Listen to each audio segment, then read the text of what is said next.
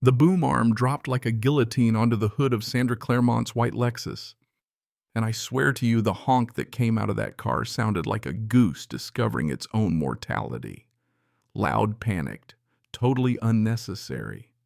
Through the windshield there she was, Sandra herself, HOA badge swinging on a lanyard like she was moonlighting for Homeland Security, designer pearls, bobbing visor the size of a satellite dish, platinum hair sprayed into defiance of God and wind, both fists pounding the horn voice high and sharp enough to cut glass. And all of it, every ridiculous second, caught on my security camera, red light blinking, recording the drama in high-def timestamp at 7:43 a.m. Tuesday morning, Buttonwood Court. Half the neighborhood was already out on their lawns, coffee mugs in hand, pretending not to watch while they absolutely watched. This was the moment that would become local legend, the Buttonwood Court Boom Barrier Incident, as it's now called on the Nextdoor app. That's how it all started, but I guess I should introduce myself. Name's Miles Rohr, 40 divorced tech consultant working from homeowner of more coffee grinders than anyone needs, if you ask my ex. I bought this plain old ranch house in a place called Cedar Quarry, except there aren't any cedars, and the only quarry around here is the bottomless rumor pit right next door where gossip gets mined out by the wheelbarrow. I'm what you'd call low profile. I mow at exactly 9 sharp every Saturday, hedges squared up like a math equation wave with 2 fingers, and avoid eye contact, just trying to keep the peace after the divorce dust settled. That lasted about 2 months until Sandra Claremont, the newly minted self-appointed HOA president, decided my driveway was her personal overflow lot every time there was a mandatory spirit event at the clubhouse, which, by the way, nobody in their right mind actually wanted to attend. First time it was bunco night, she knocked on my door, syrupy sweet pearls gleaming, just needed to borrow my driveway, just an hour tops, she promised. Yeah, that hour turned into 4, and before long she was parking there on trash days, spinning some corporate speak about community optimization, like parallel parking in front of her own house 3 doors down might trigger a supply chain meltdown. Every time I left a polite little note on her windshield, she'd fire back with an official HOA violation printed on the kind of neon orange paper that screams, "I have too much time on my hands." Once she cited me for unauthorized signage, meaning the sticky note I'd left politely asking her to park literally anywhere else. Another time, it was non-compliant driveway paint. She claimed my concrete was too shiny and could blind passing drivers. Mind you, my driveway doesn't even face the street. Then she started backing in so close to my garage that my motion sensors would light up the whole house, like a midnight CVS, my Ring camera pinging every time she cracked her door. One morning I caught her literally peeking through my side gate at 6 a.m., said she was just verifying setback compliance for the architectural committee, which, let's be honest, was just her and her friend Donna, who never showed up for anything. You think it would stop there? Oh no. She escalated to what I can only describe as suburban psychological warfare. She invented a bylaw typed in Comic Sans, mind you, about vehicular hospitality, and mailed it to everyone's box. Next thing I know, the neighbors at book club are telling me I volunteered my driveway for community cohesion. She even made a shared Google Calendar for Buttonwood driveway schedule, listing my address as communal parking. I did my homework, read all 217 pages of the CCNRs twice. No mention of vehicular hospitality. The only thing it says about driveways is they're private, maintained by the owner. Period. Sandra started sending me citations for everything. My trash can 6 inches too far from the curb. Next week, 4 inches too close. My grass a 1/4 inch too tall on a Wednesday because she'd made up a midweek presentation standard. She measured my mailbox, declared it 2 inches non-compliant. She took a photo of my basketball hoop, said, recreational equipment visible from the street was now a problem. The best one, she cited me for excessive bird attraction because of a bird bath in my backyard, Could only see it if you were tiptoeing over my 6-foot fence. But the final straw came home one Thursday evening to find her Lexus, not just in my driveway, parked diagonally across it, blocking the whole thing. Windows cracked, purse on the seat like she owned the place. Fluorescent HOA citation taped to my door. Way too much tape, threatening $500 a day if I blocked her egress. She cited random bylaw numbers that didn't even exist and drew a little smiley face next to her name. I'd had enough.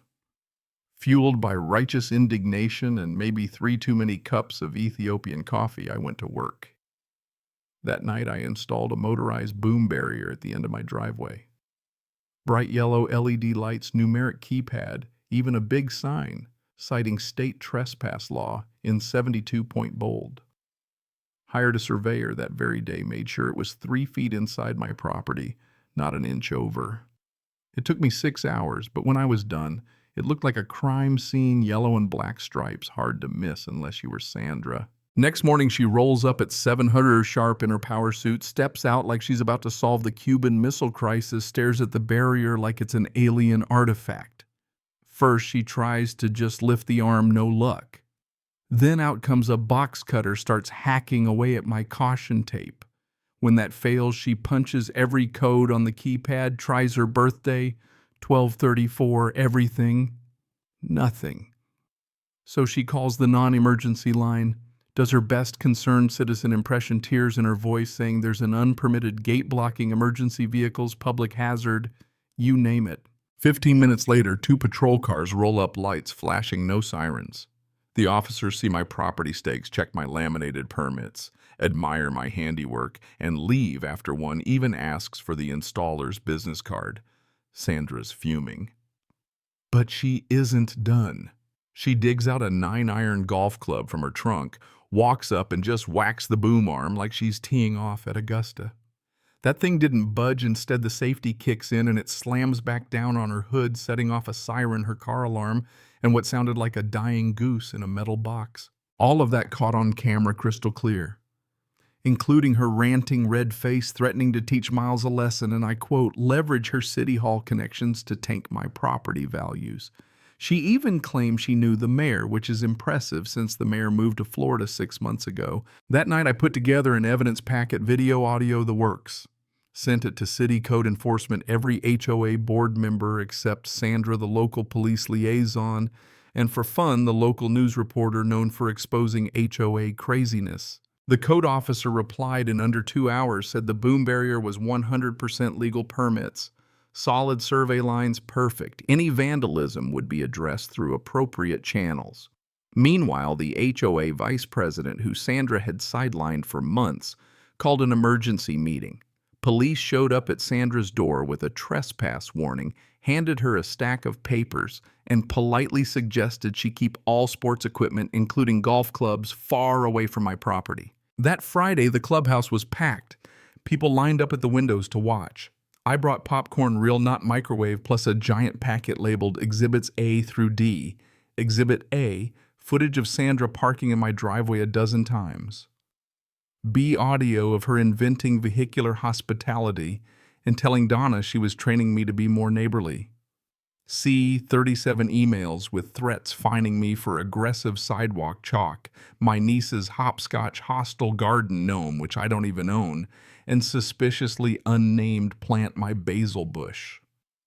D, dash cam video from a neighbor, Sandra, 2 in the morning, moving stolen traffic cones to fake a road closure complete with her handwriting on a detour sign. Their lawyer, who Sandra hired on HOA funds, had to admit trespassing is trespassing and driveways aren't communal property. Fabricating closures with stolen city cones, that's fraud, possibly theft. They voted 6-0, clean as a whistle, to censure Sandra. She tried to vote. They reminded her she was suspended. She stood up, huffed, called it a kangaroo court. Someone in back yelled, "Kangaroos have better legal standards." The room burst out clapping, 2 standing ovations, and a whistle for good measure. Within 72 hours, Sandra was officially booted as HOA president, unanimous vote, including Donna, who finally showed up. Fined $8,000 for vandalizing my barrier, given a 6-month no-contact order so detailed it listed my garbage cans by name, plus a suspended 30-day jail sentence and 40 hours community service. And now, every weekday you can spot Sandra at the main gate directing traffic in a neon vest 2 sizes too big. Community service written in bold, waving cars away from private driveways, face purple, as her favorite ink pen whenever she spots me rolling by. And you better believe I drive by twice per shift wave with 2 fingers and a big smile every single time. So where do you land on this whole idea of HOA justice? Is community order just an excuse for power trips? Ever had to stand up for your own patch of concrete against a self-appointed suburban tyrant? I'd love to hear it. Drop your thoughts, tell your story, and let's see whose HOA saga really takes the cake.